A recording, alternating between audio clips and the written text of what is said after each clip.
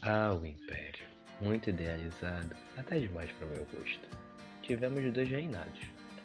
O de Dom Pedro I durou 9 anos, terminou com ele correndo para Portugal para virar rei lá. Sim, ele é Dom Pedro IV de Portugal. O segundo reinado durou bastante, mas parece que Dom Pedro II só deixou que o retratassem depois que a barba dele tinha crescido uns 20 anos. No entanto, ele começou a reinar e não tinha nem bigode. Nada é tão parecido com o Império Brasileiro do que um Pedro sentado no trono. Pera, a frase não é bem essa, mas serve. Tudo bem, vou falar certinho. Nada mais parecido com Saquarema do que um Luzia no poder. Já já eu te explico, mas grava que é Luzia e Saquarema e não Lúcia e Samã. Antes de falar desses grupos, precisamos entender o início de tudo. Os Saquaremas, no primeiro reinado, podiam ser aqueles que hoje nós chamamos de nobreza imigrada, e os Luzias, os liberais do grupo do Ledo. Essa nobreza aí era composta por nobres egressos de Portugal que eram contrários às ideias da Revolução do Porto, porque viam nela o fim do antigo regime. Esse grupo ajudou a estabelecer o reinado de Pedro I. Já o grupo do Ledo queria que essa nobreza voltasse para Portugal e com isso eliminar a influência inglesa na política brasileira. Eles buscavam tornar o Brasil uma monarquia constitucional aos moldes liberais europeus.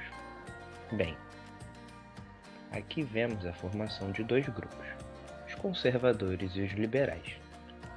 Embora a Constituição tenha saído do papel, os liberais não conseguiram muita coisa, pelo menos não nesse primeiro momento. Mas sabe como é?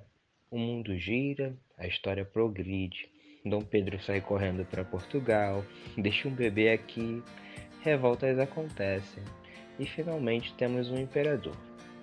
Tudo bem, um adolescente, mas ainda assim um imperador.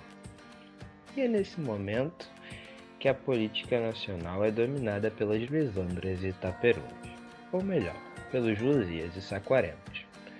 Os liberais eram chamados de Luzias porque eles tentaram tomar o poder com armas e foram derrotados na Batalha de Santa Luzia. A zoação pegou.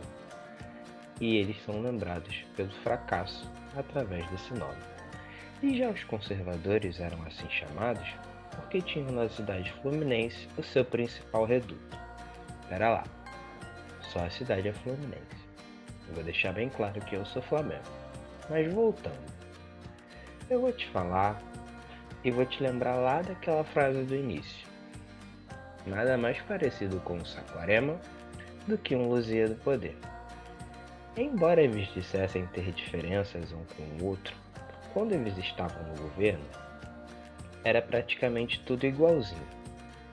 Se os Saquaremas eram conservadores, os Luzias eram conservadorizinhos. Mas é importante deixar claro que a grande influência política e de sustentação da monarquia está no Partido Conservador, agora formado em sua maioria por grandes proprietários de terra, que tinham na escravidão sua maior fonte de lucro. Sabe como é, né? Esse negócio de direito trabalhista vem atrapalhando o empresariado brasileiro há muito tempo. E foi uma jogada do próprio Partido Conservador que pôs fim à sua relação duradoura com a monarquia. Em um governo do gabinete conservador que ocorre a abolição da escravidão. Sabe como é, né? Agora ter que pagar o trabalhador ficou complicado, e o preço do apoio subiu, e as contrapartidas do Império já não estavam muito satisfatórias, e isso já levava um tempo. Sérgio Buarque de Holanda afirma que a monarquia acabou de fato em 1868, quando não houve acordo para a formação do gabinete conservador. Bem, se isso é de fato verdade, você vai ler e descobrir. O fato é que um ano após a abolição, veio a República. É isso por hoje, um forte abraço e tchau!